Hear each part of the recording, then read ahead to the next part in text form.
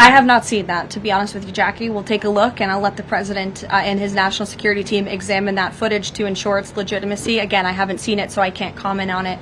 What I will say with respect to Iran is that the president and his team have communicated to the Iranian regime that if the killing continues, there will be grave consequences. And the president received a message, as he revealed to all of you and the whole world yesterday, that the killing and the executions will stop.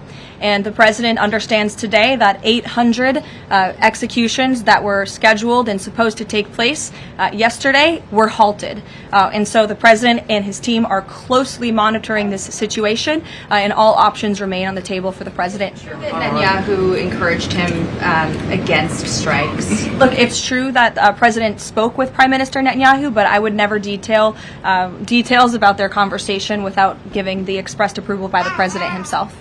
Thank you, Karoline. Is it still the president's assessment that it would be very hard for Ms. Machado to leave Venezuela because he says she lacks the respect and support in that country? And will he raise that with her today? I think the president's assessment that you just pointed out was based on realities on the ground. It was a realistic assessment based on what the president was reading and hearing from his advisors and national security team. And at this moment in time, his opinion on that matter has not changed.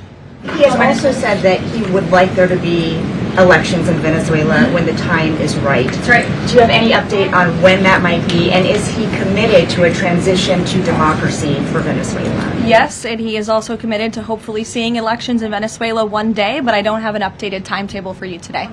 Reagan in the back. Thanks, Caroline. I have a question for you on Minnesota and then also Venezuela. Sure. President Trump threatened invoking the Insurrection Act today in a Truth Social post. I'm wondering what his tipping point is. Like, what would it take for him to invoke the Insurrection Act? Look, that's only a question, frankly, Reagan, the president can answer. But the Insurrection Act is a tool at the president's disposal. As you know, it has been used sparingly, but it has been used by previous presidents in American history. And I think the president's Truth Social post spoke very loud and clear to Democrats across this country, elected officials who are using their platforms to encourage violence against federal law enforcement officers, who are encouraging left-wing agitators to unlawfully obstruct legitimate law enforcement operations. And if you talk to any law enforcement officer, no matter what level they work at, they want to be working with their counterparts, whether that's at the federal level or the federal authorities wanting to work with their counterparts at the state and local level. And it's truly shameful that now for more than a year, you've had elected Democrat governors and mayors who have basically held their state and local law enforcement hostage and told them, you cannot cooperate with federal law enforcement. Why? They cooperated under the Biden administration. It's because these Democrats are deranged in their hatred for President Trump, and they are holding their state and local law enforcement hostage as a result. And these Democrat mayors and governors are doing this over what?